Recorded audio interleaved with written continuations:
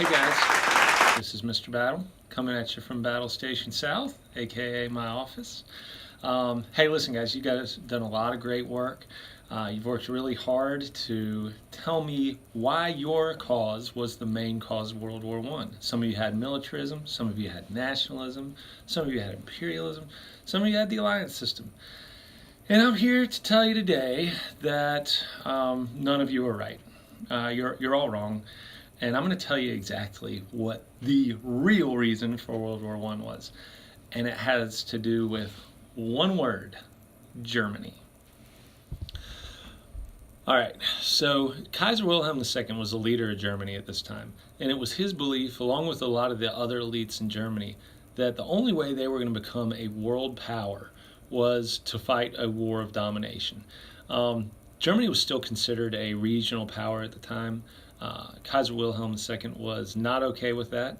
That's what led him to build a very strong army, but he had a firm belief that in order to become a true world superpower, he had to show the strength of that army through war.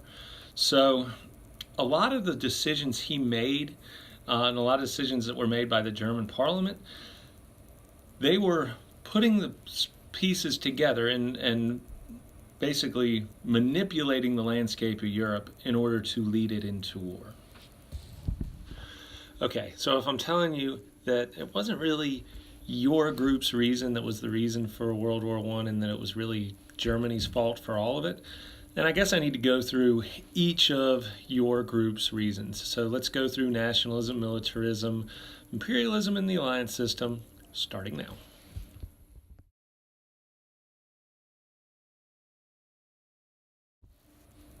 All right, so we're going to start with nationalism.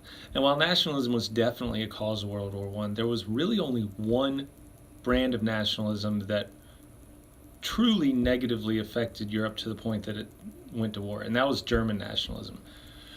German nationalism was more fanatical and more aggressive than any other form of nationalism that you found amongst the European powers.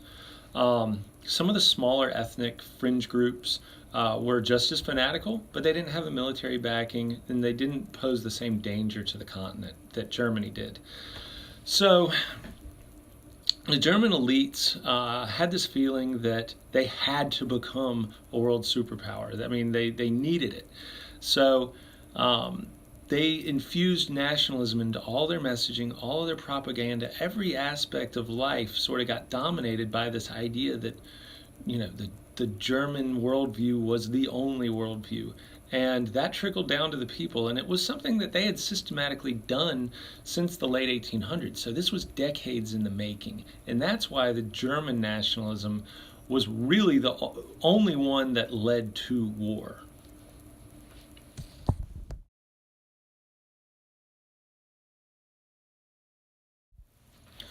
All right, guys, so let's talk about militarism, because nationalism in Germany leads straight to militarism because that's how they viewed their value as a country, was through their military. They thought that military expansion, military growth was the only way to become a world power. With that in mind, let me read you a quote from 1891 from Kaiser Wilhelm II. He said, "The soldier and the army, not parliamentary majorities and decisions, have welded the German Empire together. I put my trust in the army." Okay, so 23 years before the outbreak of World War I, Kaiser Wilhelm II is already putting the wheels in motion to become a militaristic state. And that's why when we talk about militarism as a cause for World War I, we have to blame Germany, because they are the ones that put Europe on this dangerous course of militarism.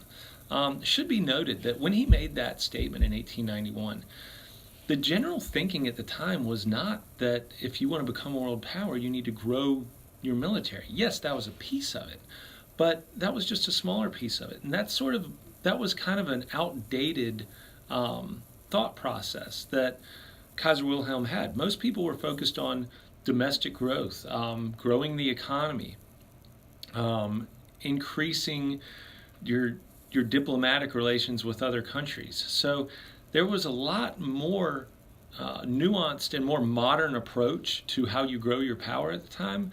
And Kaiser Wilhelm II was really taking Germany back into the ancient and medieval thinking. Um, and the militarism that followed in Europe was really a reaction to what he was doing because they saw the threat that was building.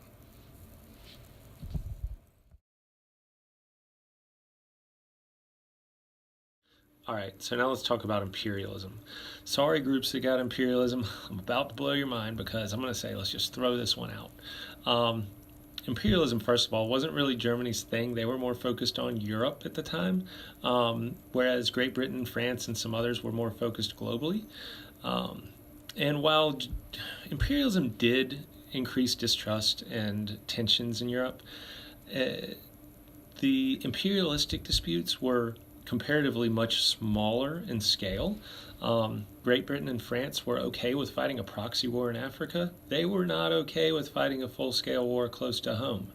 Um, we can prove that because every time the fighting got too hot and heavy, whether it was in Africa or somewhere else in the world, uh, countries like Great Britain or France, they always compromised. They always found a diplomatic solution to avoid losing a lot of troops.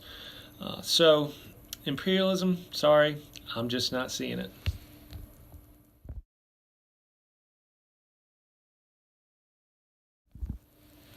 Hey guys, I'm back. And I'm here to talk to you about the last reason that some of you think World War I started, and that's the alliance system. Now, while you're not wrong, you're not exactly right either, because the alliance system had two main causes itself, and both had to do with, guess who? Germany. So, the first is that Germany started the Triple Alliance. And the reason they did that is they wanted to get intertwined with the politics of the Balkans. Easiest way to do that is make an alliance with Austria-Hungary. The Balkans was a very hostile area, a lot of nationalistic disputes, a lot of chances for war to break out. But these would be small-scale wars without getting Germany involved with Austria-Hungary. But as we said, Germany was looking to pick a fight. So they decided to make that alliance with Austria-Hungary, knowing they could easily get dragged into a fight. The second alliance, the Triple Entente, was really created out of reaction to the Triple Alliance and out of reaction to Germans' militarism. So the alliance system, while yes, that was a cause of World War I, it had its own root sources, and those both had to do with, guess who? Germany. Now, there's one other cause we didn't talk about in your movies, and that was Gavrilo Princip's assassination of Archduke Franz Ferdinand. And while that was the moment in time that really led to World War I getting started, it wasn't really a fundamental cause because an assassination of an archduke doesn't cause a world war. It was just an opportunity, and it was an opportunity that Germany took. Germany took the lead on this. If you look at the words of Michael Lind, who's a historian, he said the following. He said, German rulers used Sarajevo as an excuse to do what it wanted to do anyway, convert itself into a world power by dominating Europe through war. So when the Black Hand assassinated Archduke Franz Ferdinand on the streets of Sarajevo, Germany said, let's start a war. Hence, World War I. So as I said before, it wasn't militarism, nationalism, the alliance system, or imperialism that started World War I. If you really want to know what started World War I, it can be summed up in one word: Germany. Now let's look at the outtakes. Alright guys, let's talk about nationalism, because a lot of you think nationalism was the main cause of World War I. Well, it's not exactly true. It was a unique type of nationalism, German nationalism.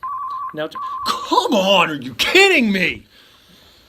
Come on, stay focused, battle, stay focused. All right, God.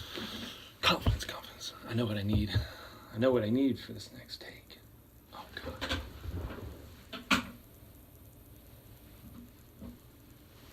Golly, let's see. Oh. Beautiful. All right. Harness the chi. Harness the chi. Oh, come on! You gotta get this right. You gotta get this right.